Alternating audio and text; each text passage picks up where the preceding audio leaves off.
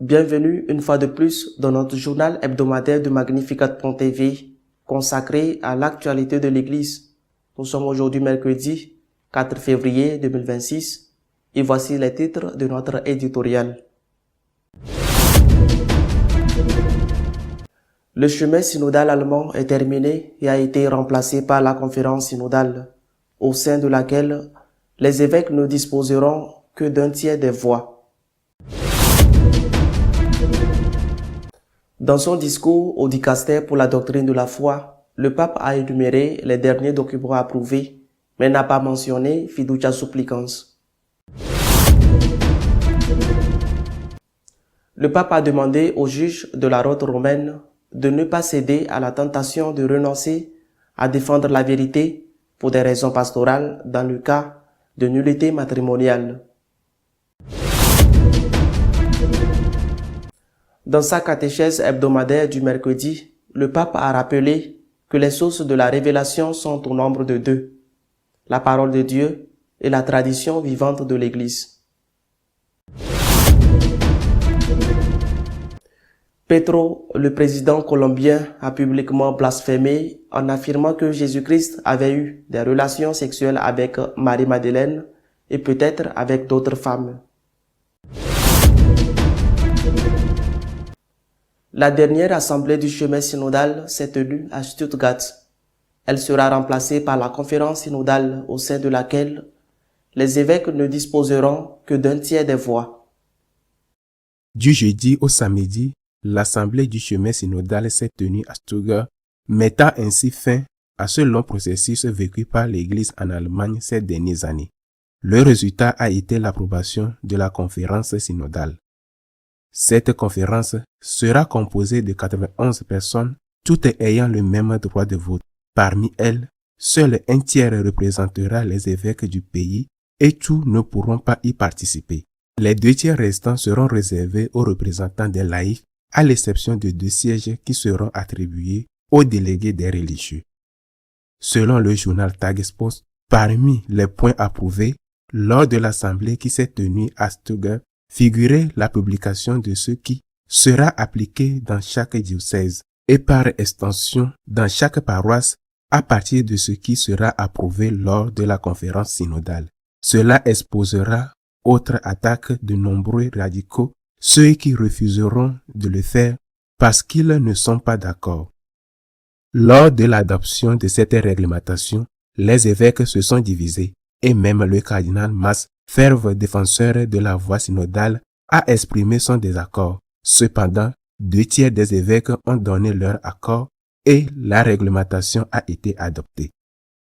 Parmi les objectifs à atteindre par la nouvelle conférence figurent la participation des laïcs à la nomination des évêques, la suppression du célibat des prêtres, la modification du catéchisme afin de supprimer les thèses contraires aux actes homosexuels, l'accès des homosexuels pratiquants au sacerdoce. En outre, la prédication des laïcs pendant la messe, l'accès à la communion pour tous ceux qui le souhaitent, y compris les membres d'autres confessions chrétiennes et les personnes vivant en concubinage qui ne sont pas mariées à l'Église, et bien sûr l'accès des femmes au diaconat comme première étape vers le sacerdoce, l'épiscopat et la papauté. Les statuts de la conférence synodale devront désormais être approuvés par la conférence épiscopale allemande qui se réunira en février. Cette approbation est considérée comme acquise étant donné que ce sont les évêques allemands, à quelques exceptions près, qui ont le plus encouragé la voie synodale. Ces statuts devront ensuite être approuvés par le pape pour être valides. Cependant, la présidente des laïcs allemands a déjà déclaré que si cela ne se produisait pas, il continuerait à insister jusqu'à ce qu'il obtienne gain de cause.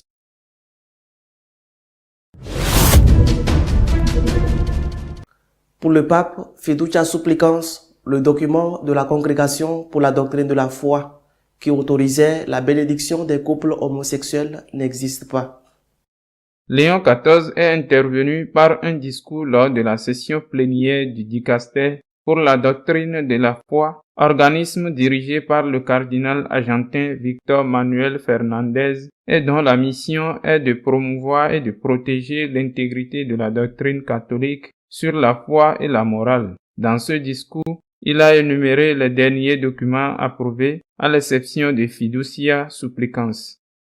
En outre, le pape a mis en garde contre la grave rupture dans la transmission générationnelle de la foi chrétienne dont souffre l'Église catholique, en particulier dans les pays de tradition chrétienne ancienne, où un nombre croissant de jeunes vivent sans aucune référence à Dieu et à l'Église.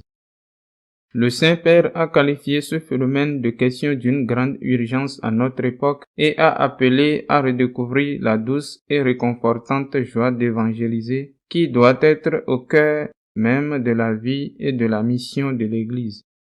Le souverain pontife a souligné que ce n'est pas l'Église qui attire, mais le Christ, tout en rappelant que toute communauté qui parvient à rassembler le fait parce qu'à travers elle circule la sève vitale de la charité qui jaillit du cœur du Sauveur.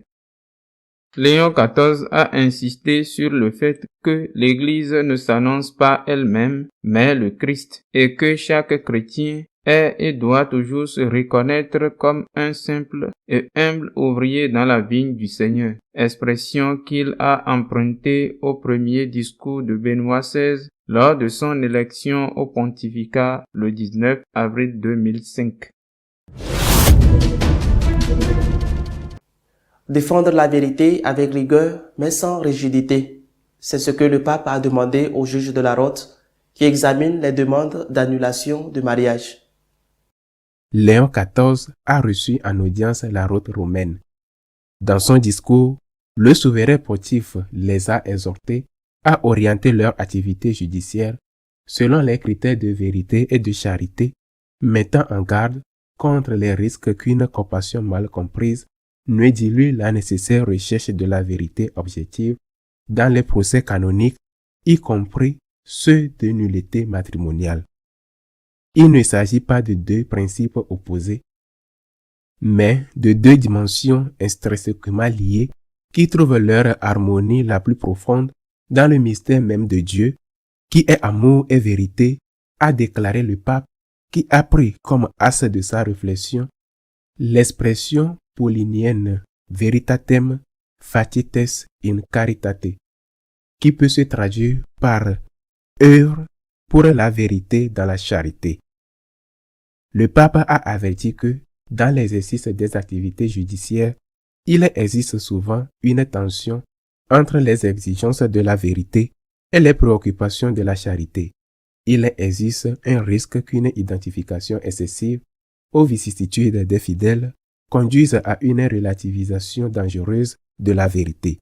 En effet, une compassion mal comprise, même si elle semble motivée par le zèle pastoral, risque d'obscurir la détermination de la vérité propre à la fonction judiciaire. Cette mise en garde est particulièrement significative dans les cas de la nullité matrimoniale où, selon le pape, elle pourrait conduire à des décisions pastorales dépourvues de fondements objectifs solides. Léon XIV a également mis en garde contre le danger inverse, une affirmation froide et détachée de la vérité qui ne tient pas compte de tout ce qu'exige l'amour des personnes en omettant les préoccupations dictées par le respect de la miséricorde. Léon XIV a mentionné spécifiquement la procédure agrégée de nullité matrimoniale devant l'évêque diocésain introduite sous le pontificat de François. Le pape a averti que la nature du motif de nullité qui le rend possible doit être jugée avec beaucoup de prudence.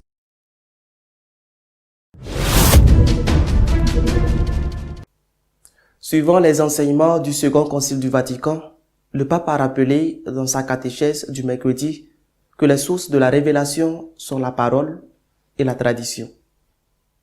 Léon XIV a consacré sa catéchèse hebdomadaire du mercredi à approfondir la constitution Dei Verbum, l'un des textes fondamentaux du Concile Vatican II sur la révélation divine. Dans sa catéchèse, le souverain pontife a souligné 3 piliers essentiels de la foi chrétienne: l'action permanente du Saint-Esprit, l'unité inséparable entre l'écriture sainte et la tradition, et la responsabilité de l'Église en tant que gardienne du dépôt de la foi.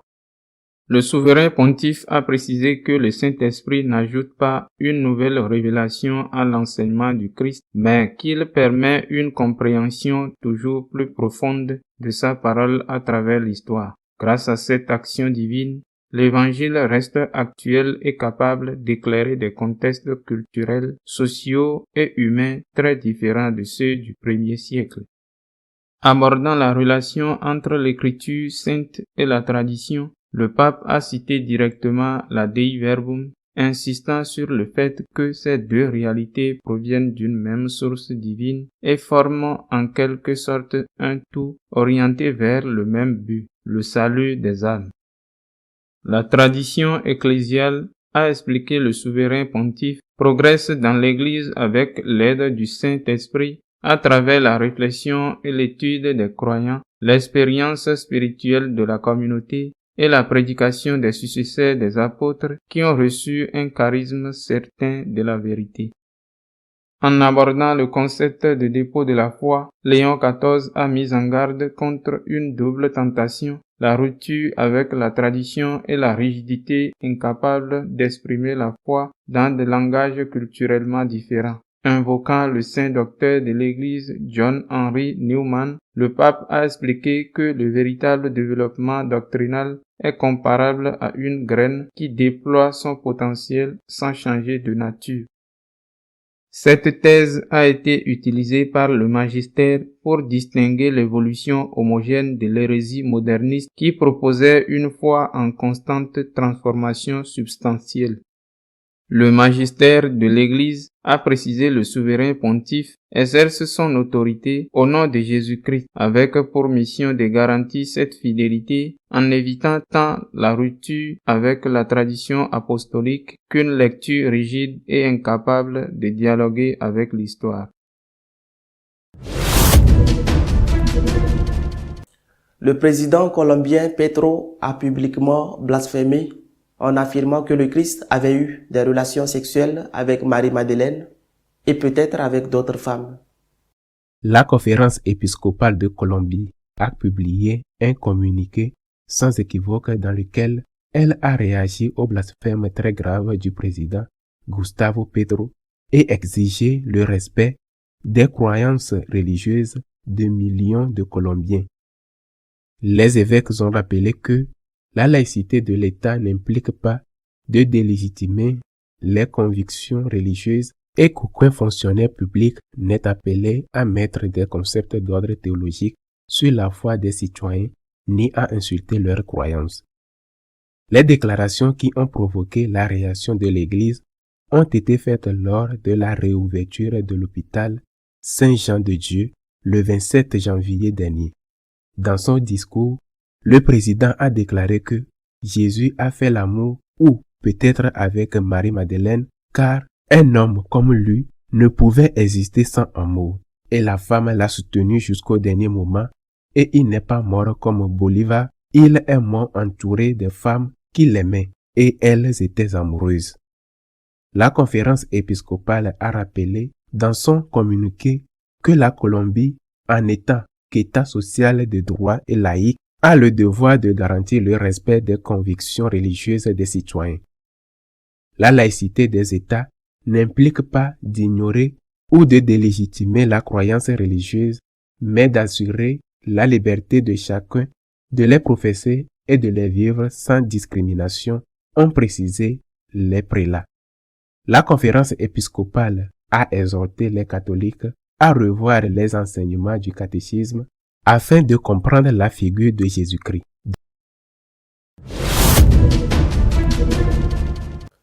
Notre éditorial de cette semaine est consacré à l'analyse des intentions de la nouvelle conférence synodale allemande et aux chances que celle-ci soit approuvée par le pape.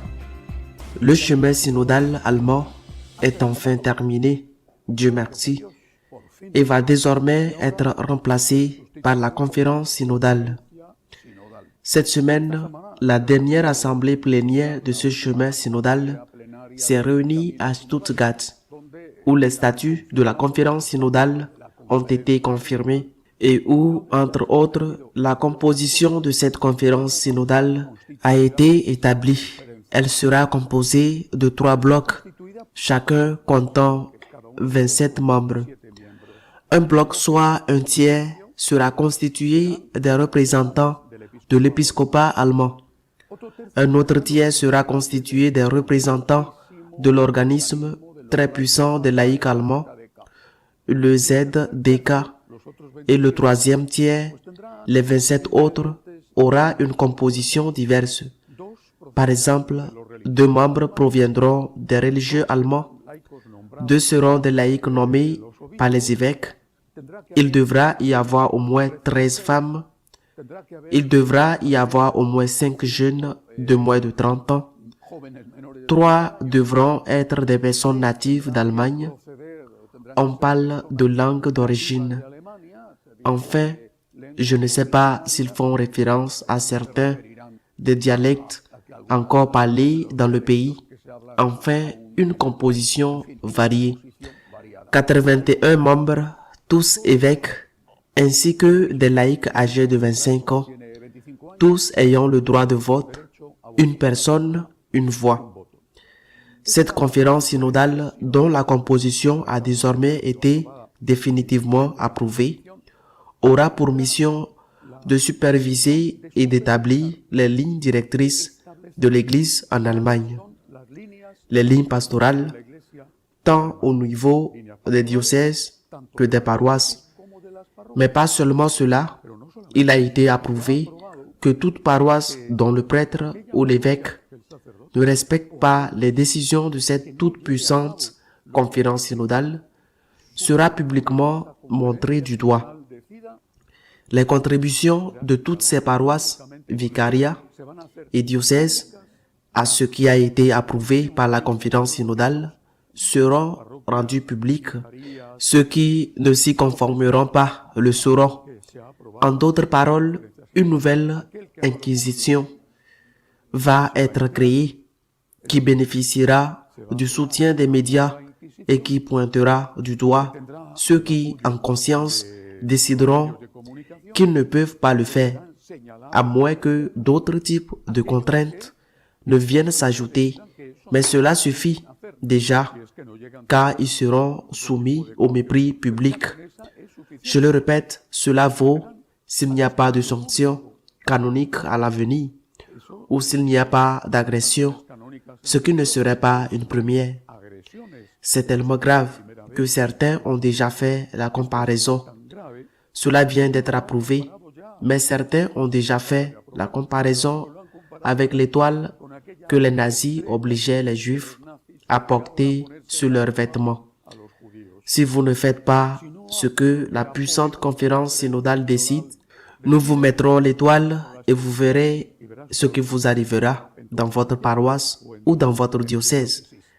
C'est une nouvelle inquisition avec un autre type de torture, la torture du mépris public, la torture de la honte, la torture du harcèlement et qui sait, peut-être même quelque chose de pire encore. Une nouvelle inquisition qui malheureusement parle allemand. Et que va-t-elle ordonner à tout le monde de faire cette conférence synodale? Ils en ont également parlé ces derniers jours, comme l'a rapporté le magazine Tagepost, la participation des laïcs à la nomination des évêques, la suppression du célibat des prêtres, la modification du catéchisme afin de supprimer les textes contraires aux actes homosexuels, l'accès des homosexuels pratiquants au sacerdoce, la prédication des laïcs, l'accès à la communion pour tous ceux qui le souhaitent, y compris les membres d'autres confessions chrétiennes, les luthériens, comme c'est déjà le cas, et les personnes vivant en concubinage, qui ne sont pas mariés à l'Église, divorcés ou remariés, ou simplement les couples qui vivent ensemble. Bien sûr, l'accès des femmes au diaconat comme première étape vers l'accès au sacerdoce, à l'épiscopat et à la papauté. Pourquoi pas? Eh bien, tout cela devra être appliqué, et ceux qui ne le feront pas seront publiquement dénoncés et devront en assumer les conséquences. La situation est si grave que certains évêques, en plus des conservateurs, qui n'étaient que deux cette fois-ci, ont réagi et ont déclaré que c'était trop. Parmi eux, le cardinal Max de Munich, qui est un fervent défenseur de cette voie synodale et de la conférence synodale, mais qui a estimé que pointer du doigt les personnes qui, en conscience, ne veulent pas l'appliquer était excessif. Selon Tagenpost, il semble qu'il ait dit que ce n'était certainement pas le cas. Malgré tout, 2/3 des évêques ont approuvé cette nouvelle inquisition. Nous sommes dans une situation vraiment très grave. Il n'y a pas si longtemps, Monseigneur Betzing, alors encore président des évêques allemands, déclarait que ce qu'il faisait en Allemagne n'était pas seulement pour l'Allemagne, mais que l'Allemagne, véritable phare du progrès dans le monde entier, allait guider l'Église tout entière vers l'avenir. Voilà jusqu'où va leur conviction d'être les meilleurs parmi les meilleurs. Cela semble beaucoup, n'est-ce pas? Il est vrai que les statuts de la conférence synodale qui ont déjà été approuvés ne sont pas encore adoptés. Ils ont été approuvés par l'Assemblée, mais ils doivent maintenant être approuvés par les évêques qui tiendront leur assemblée plénière dans quelques jours en février. Il va sans dire qu'ils les approuveront, mais il faudra ensuite que le Vatican, c'est-à-dire le pape, les approuve. C'est du chantage. C'est du chantage à l'égard de l'Église. C'est du chantage à l'égard du pape. Ils disent, sans le dire explicitement, que si on ne leur donne pas ce qu'ils veulent, ils partiront. Il y aura un schisme. Et si on leur donne moins que ce qu'ils veulent, ce qu'ils ont déjà approuvé, peu importe, ils continueront à insister.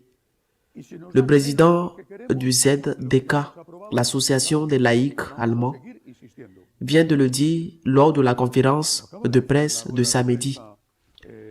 Peu importe ce que dit Rome, nous allons continuer à nous battre pour cela. Cela me fait penser au marchandage typique de celui qui veut acheter quelque chose et qui sait qu'il doit faire une offre très basse pour voir s'il peut obtenir une réduction du prix. Les Allemands demandent 100, sachant qu'ils obtiendront plus. Au lieu de demander 100, ils pourraient demander 50, et une fois qu'ils l'auront obtenu, ils continueront à demander. C'est la même tactique que celle employée par le président Trump avec le Groenland. Je veux conquérir l'île, sachant que c'est impossible, mais en disant que je veux conquérir l'île, car il a reçu à obtenir une plus grande présence militaire et un accès aux ressources minérales. C'est du chantage. Si vous ne nous donnez pas ce que nous voulons, nous partons. C'est une menace qu'ils font peser sur l'Église et le pape. Et il faut voir ces menaces. On ne doit jamais céder au chantage. De plus, c'est un mensonge. Ils ne partiront pas. Où iraient-ils? L'Église catholique allemande a une superstructure bureaucratique si importante qu'elle est le deuxième employeur d'Allemagne. Elle compte 80 000 employés. Ce sont eux qui font pression pour pouvoir continuer à toucher leur salaire et faire ce qu'ils veulent. Le pape Léon l'a dit. Ils ne sont pas représentatifs des catholiques allemands. Ils sont représentatifs de cette superstructure qui vit de l'impôt religieux. Mais ils ne partiront pas. Pourquoi? Parce que l'accord entre le gouvernement allemand pour percevoir l'impôt religieux est conclu avec l'Église catholique. Et s'il formait une autre église, il cesserait de percevoir cet argent. Et alors, de quoi vivrait-il? Ils ne savent rien faire d'autre. Le pape n'approuvera pas ces statuts. J'en suis absolument convaincu. Il ne peut pas les approuver. Il n'y a aucun doute à ce sujet. Qu'est-ce qui m'inquiète? Le pape accepte quelque chose, la tactique du marchandage, qu'il accepte quelque chose. Et je ne parle pas de choses importantes que le cardinal Velki de Cologne lui-même a dit avoir obtenu grâce au chemin synodal. Par exemple, la lutte contre la pédophilie, les programmes d'indemnisation des victimes de pédophilie. Je fais référence à des choses qui vont à l'encontre, d'une part, de la doctrine et d'autre part, du droit canonique. Si le pape acceptait, ne serait-ce que tout petit peu, quelque chose qui enfreigne l'une de ces choses, il se rendrait complice du schisme, complice. Et en plus, inutilement, car demain, il en demanderait davantage, encore et encore, jusqu'à obtenir ce qu'ils veulent. On ne peut accepter le chantage, il faut voir les sous. L'Église ne peut pas vivre dans la crainte que ces catholiques protestants s'en aillent, car ils ne partiront pas.